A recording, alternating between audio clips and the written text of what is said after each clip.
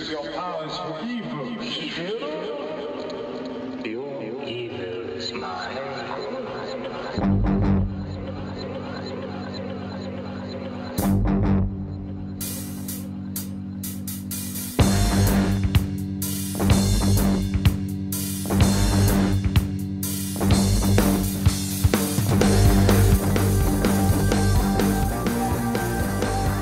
Hello everyone, and welcome to a bonus episode of Next Stop Everywhere. That's right, it's the Doctor Who podcast that we aren't happy just doing one a week. I'm Jesse Jackson. I am JWJ170104 on Twitter. Joining me today is my lovely co-host, Charles Skaggs. Yeah, at Charles Skaggs on Twitter. And today we have a special guest star. We were just talking before we hit recording. I have been friends with Devin for so many years. So, Devin Pike, welcome to the show. Thanks for having me on, guys. It's a pleasure, and congratulations on a really a fantastic launch. And, you know, you can't have a better way to start a new podcast than to have a new Doctor and a new series of Doctor Who to talk about. You know, we really did get lucky on that. And so we want to talk a little bit about your thoughts on the new Doctor. But first, why don't you tell us a little bit about yourself?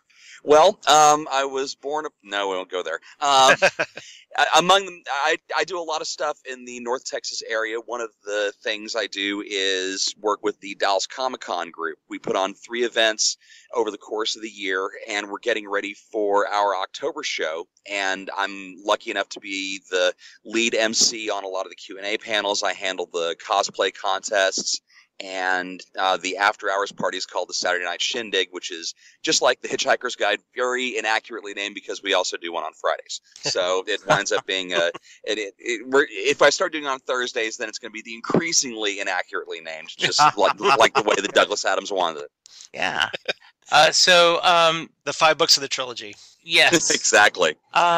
Yeah, kind of. What do you have in allegiance as far as genre, or do you go across all boards? I'm not one of those people that will argue, well, Star Wars is better than Star Trek and Doctor Who is better than Warehouse 13. I like good sci-fi. I like good fantasy. I love pop culture, and anything, if it's well written, well acted, I really don't care.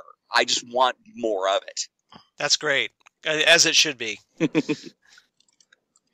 And so talk to us how you became a Doctor Who fan. Like a lot of people in North Texas, I was first introduced to the Doctor in the very late 70s and early 80s when KERA, public television, was running the Tom Baker serials. And around the same time that I was soaking up Monty Python on Sunday nights, I was also getting introduced to Doctor Who and Blake 7 on Saturdays, and I loved it. I was, 8, 9 at the time and just soaked it all in to the point where I went to my very first sci-fi convention, not for Star Wars, but for Doctor Who, and had to buy a key to the TARDIS, which I wore around my neck as a pendant, and had to explain to everybody, no, it's a key to a time machine. No, it's time and relative dimension. Oh, just throw the dodgeball at me again. It's fine. I'll take it. It's okay. And back then, nobody knew who Doctor Who was. No one did. If you would have told 8-year-old me that Doctor Who would appear on the cover of Entertainment Weekly 3 times in the span of 2 years, first I'd ask what Entertainment Weekly was, and then I would go, "There's no way that people are actually getting into this." And I love seeing it. I love that there's so many casual fans out there who, I'm actually in the car driving right now, and the car in front of me, I am not kidding, says my other car is a TARDIS. So you see it it's everywhere, and I love it. It's so great.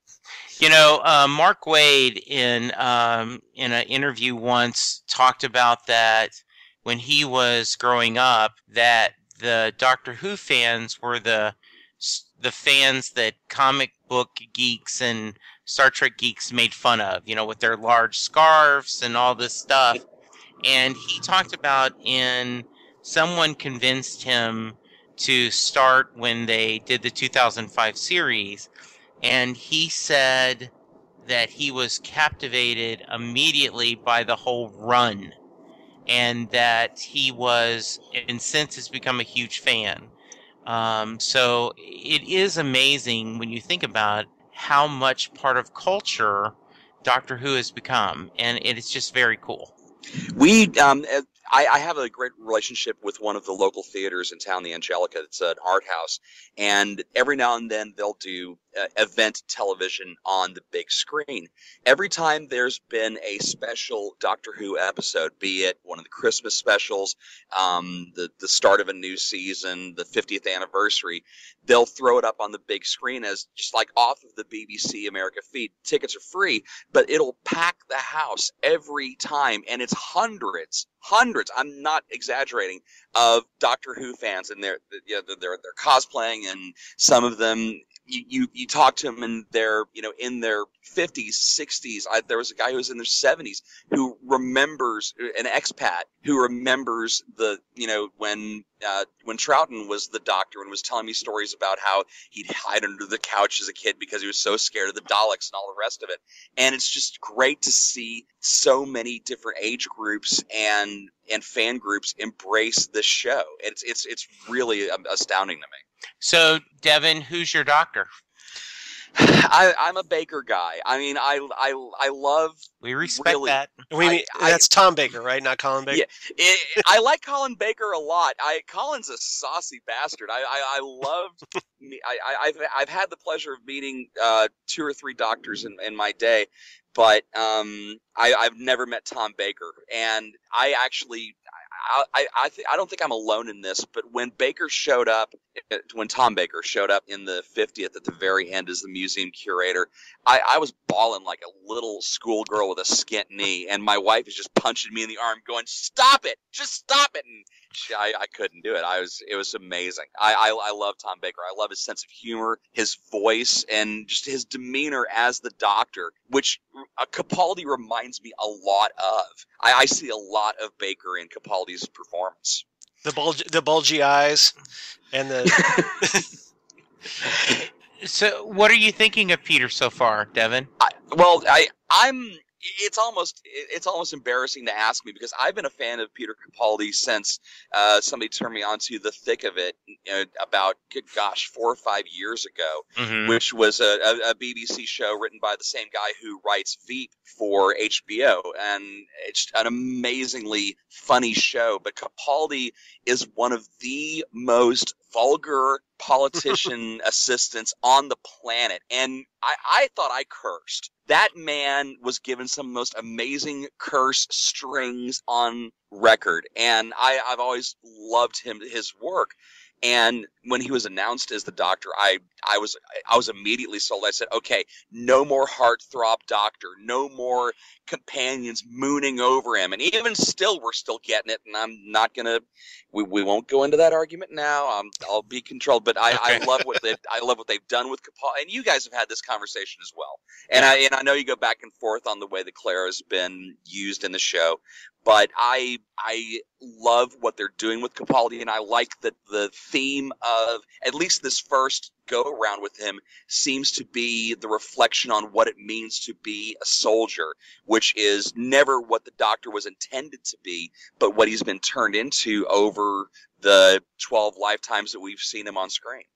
Yeah, I think so too, and I really love Capaldi's the depth he's bringing to the Doctor, and the whole kind of, and we especially in this last episode, Charles and I talked about how nice it was that he was still a little grumpy, but at the same time, kind of took a shine to Robin and was there for Clara. I think the actor is getting comfortable with the role at the same time that the Doctor is getting used to his new persona.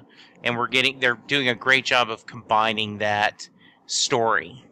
It's going to be interesting to see towards the end of this series how the writers adapt to what Capaldi is able to give them. I mean, with Moffat having either written or co-written or whatever the credits will tell you, the first 2 episodes, that was a nice way to stretch his legs with it. But as the writers see what Capaldi's capable of, then I think that that's where the true measure of where this Doctor is going to land. The first few episodes, everybody's stretching their legs. It's a new production. They're able to do different things with the wardrobe and the effects and all the rest of it, and all the little touches that they're able to pile on. And once we get to our two-parter or whatever, where we get the Cybermen again, I think that's going to be where people are going to be able to put the scores on the cards. Okay. Oh, I totally agree. So, Devin, what as far as the new series goes, what do you how do you compare it to like the olden days? Because I know that obviously the effects are better and everything, but especially now that as we enter this new era with Peter Capaldi, where do you see the series going? I'd like to see more pure sci-fi. And I know that this is a, hey, kids, get off of my lawn statement. But when the effects were an afterthought and it was a budgetary nightmare for the BBC to be able to produce any kind of quality television, that's when you had all these amazing writers like Terry Nation and Douglas Adams and all these, these hallmarks of sci-fi writing scripts for the show. And yes, it was stilted dialogue, and yes, every villain monologued like nobody's business, but it was closer to the golden age of sci-fi, whereas the 21st century Doctors have all been products of this generation's storytelling with, a little bit of expanded budgets. You can have bigger event shows where everything blows up and, sometimes everybody dies. Sometimes not everybody dies. And sometimes, if you're lucky, nobody dies. But those episodes just wind up getting lost in the shuffle because where's my big boom?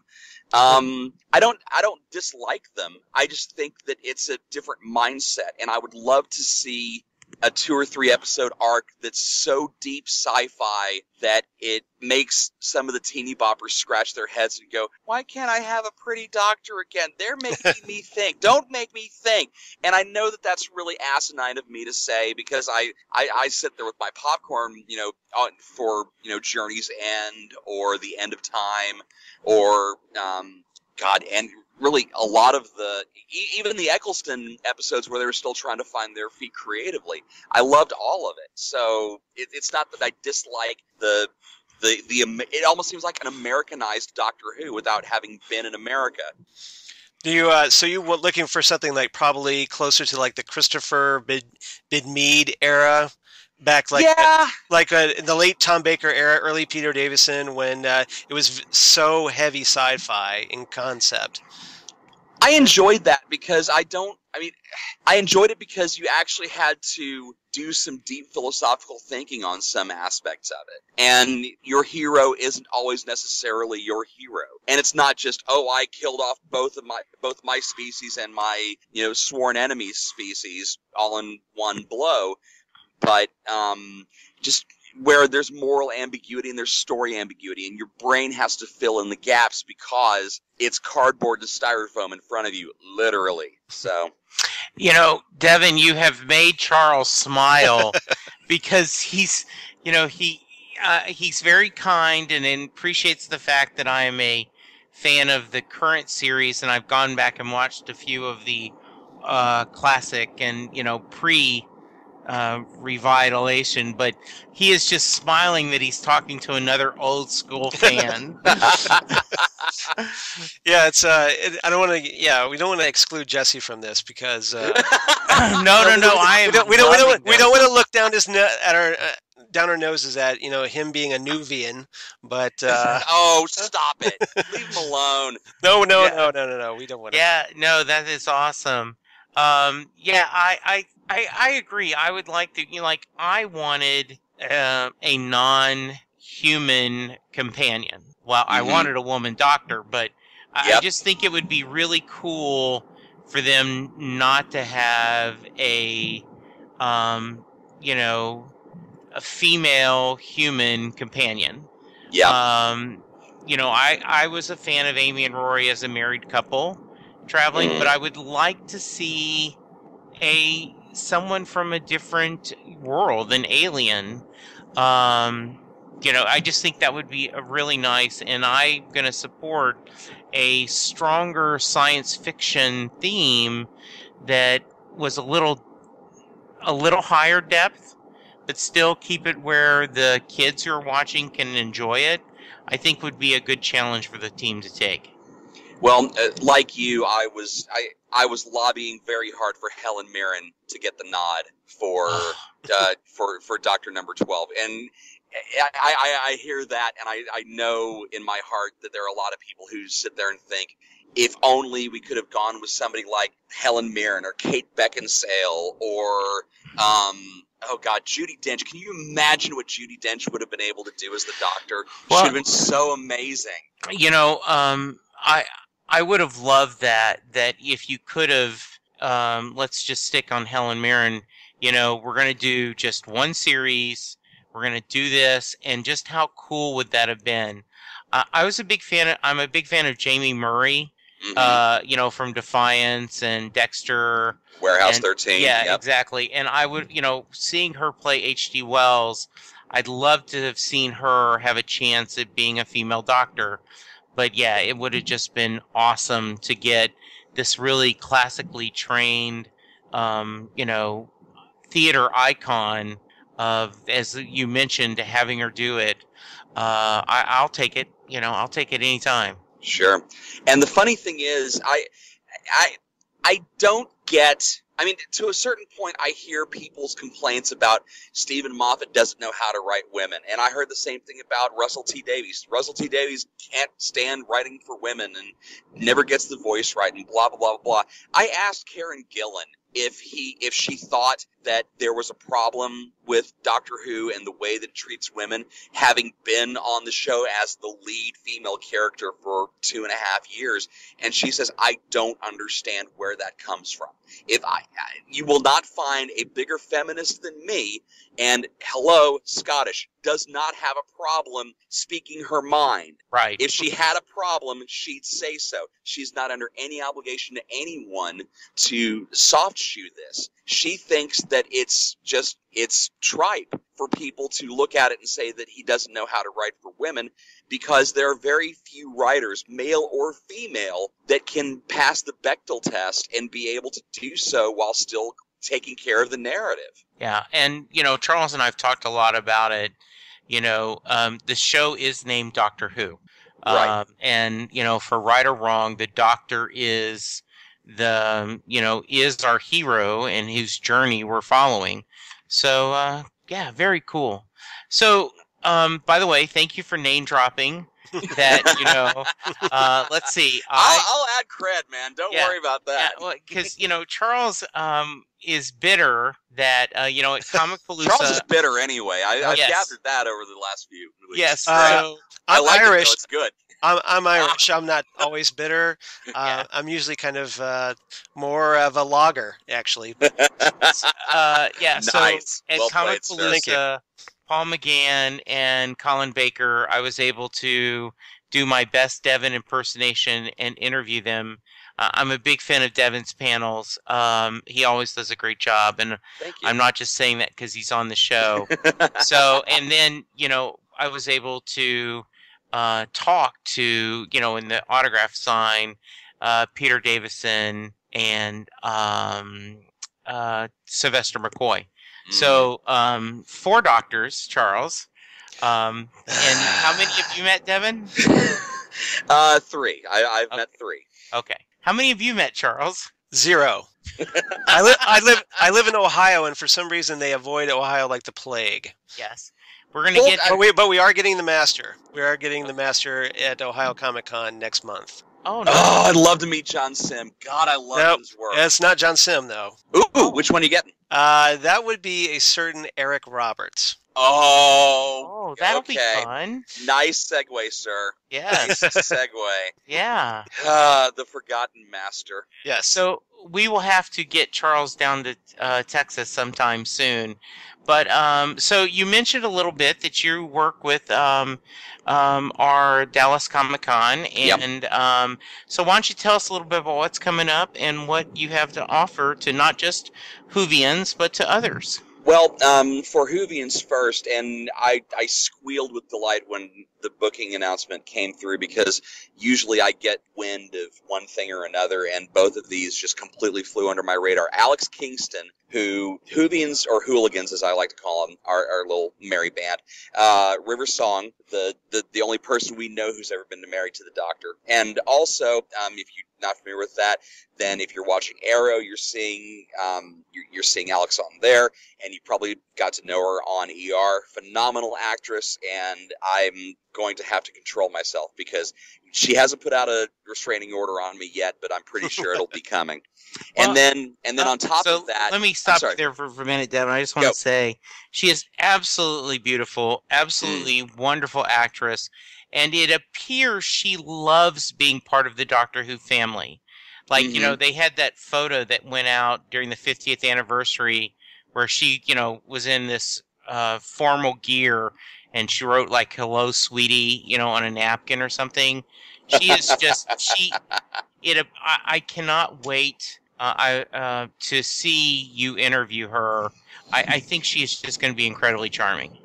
It's going to take all I can do to just go, you're pretty, I like you. So acting, what's that all about? So, can I play with your hair? You know, just, because I'm a sucker for redheads anyway. God help me, I am. Yeah. And it's just, and Karen Gillan, I had to put Sylvester McCoy between Karen and myself just because I knew that I would just reach over idly, you know, and scruffle her new short hair, which is great. By the way, I've got to say this, and people are always surprised about this. So they're filming the Time of the Doctor, the final episode for Matt Smith. Matt is bald from his work on the American Psycho project. Not American Psycho, but Psycho Killer project. Right. Karen Gillan is bald for Guardians of the Galaxy for Nebula. And the entire time that both of them are on set filming that final scene, not once did both of them take off their wigs and show off their double bald heads. How does that photo not happen? Tell me how that doesn't happen. Oh, I'm sure it's out there somewhere. We just haven't seen it. No, Karen said that they had to shoot it so fast they only had about an hour where they could make the thing work, and they were never photographed together bald. Really? Oh, that's sad, because that would have been a great photo. Not even in like during the reading of the script or anything? Not the reading, not the wardrobe, not costume, not any of it. And I've gone through the BBC archives because once the show comes out, they'll release all the press notes and the media kit stuff, and nothing is there either. So I'm inclined to believe her. Wow. Plus, it's Karen Gillan; she wouldn't lie to me. Of course not. So, so on top of Alex Kingston, you mentioned Eric Roberts. We get Paul McGann as a guest in October at Dallas Comic-Con Fan Days as well, and that made me incredibly happy because I think that Paul was the one actor. Paul McGann is the George Lazenby of the Doctor Who universe. He was never given a full shot, and I would have loved to have seen him in something more than that. Well, because you see what he did with the little prequel. The Night of the Doctor, absolutely. Yeah, it was just so powerful. And now, Devin, do you listen to the Big Finish audios by any chance?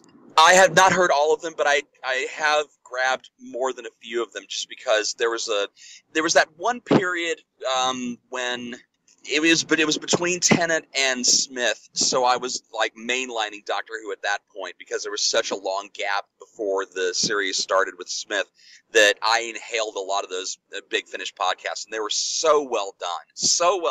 They are.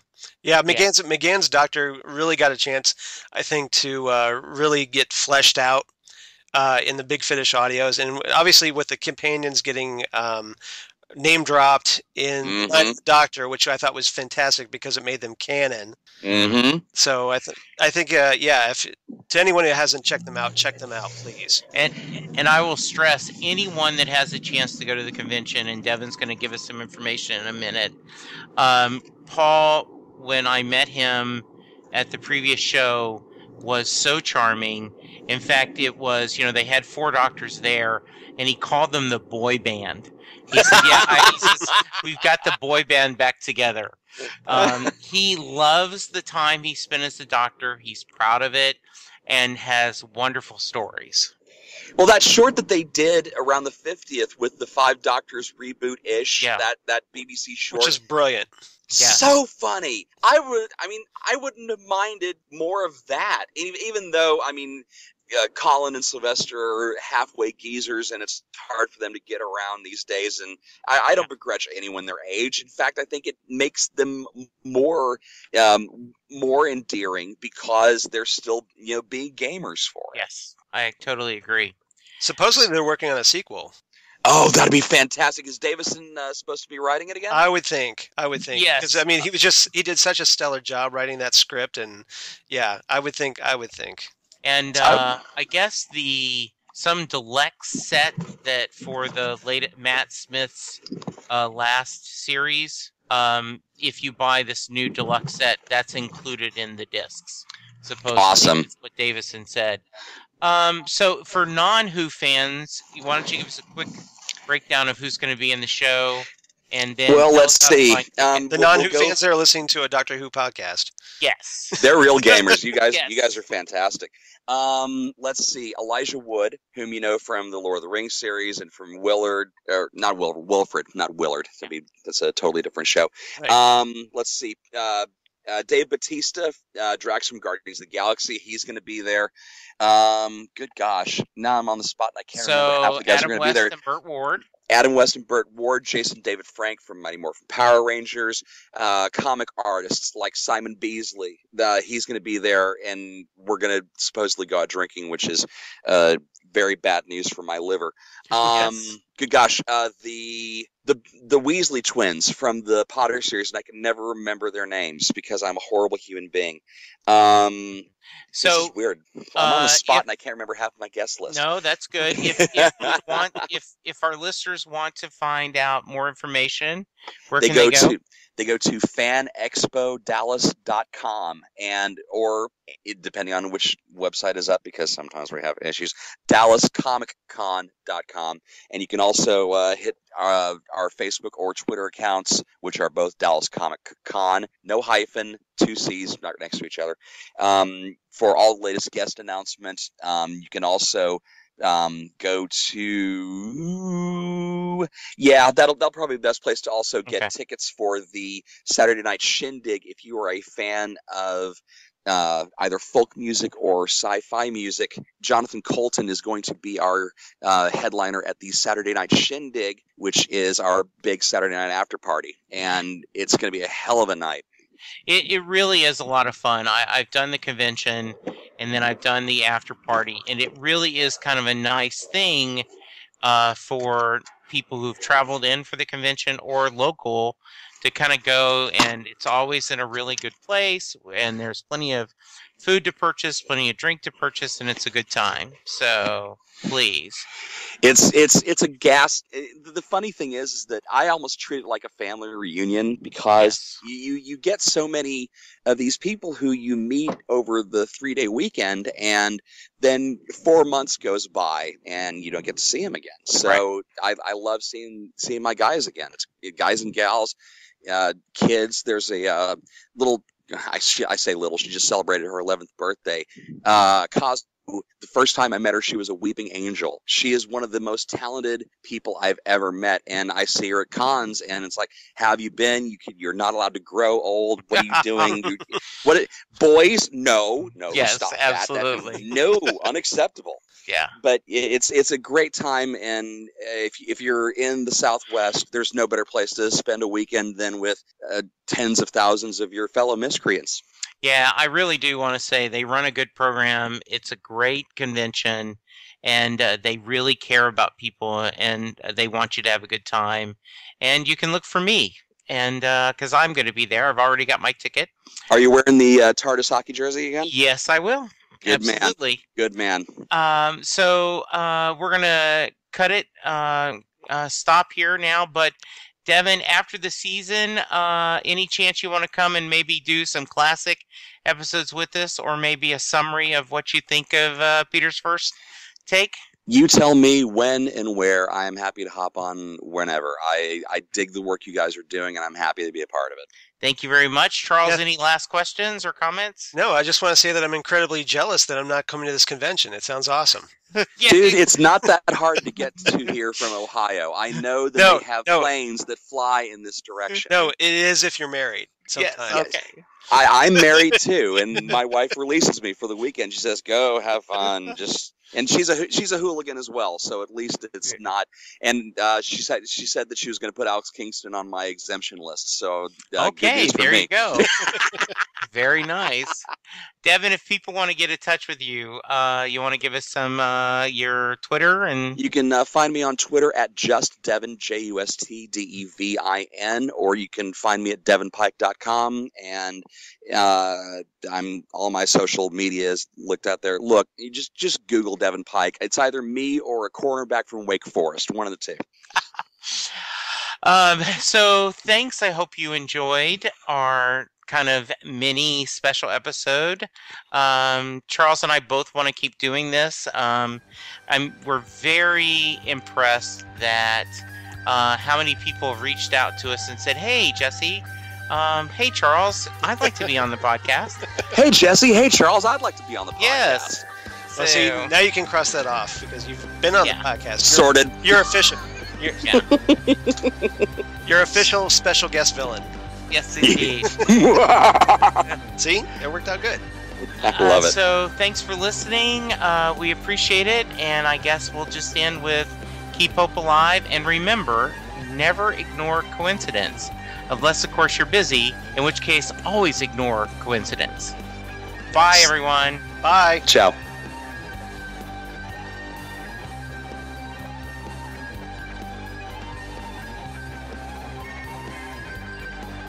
If you would like to donate to help pay for this and other Southgate Media Group podcasts, simply go to our website, southgatemediagroup.com, and click on the donate button. It can be as little as $1 or, well, as much as you want. Help keep this fun going by supporting this and our other shows. Thanks again for listening, everyone. You're the best fans in the world.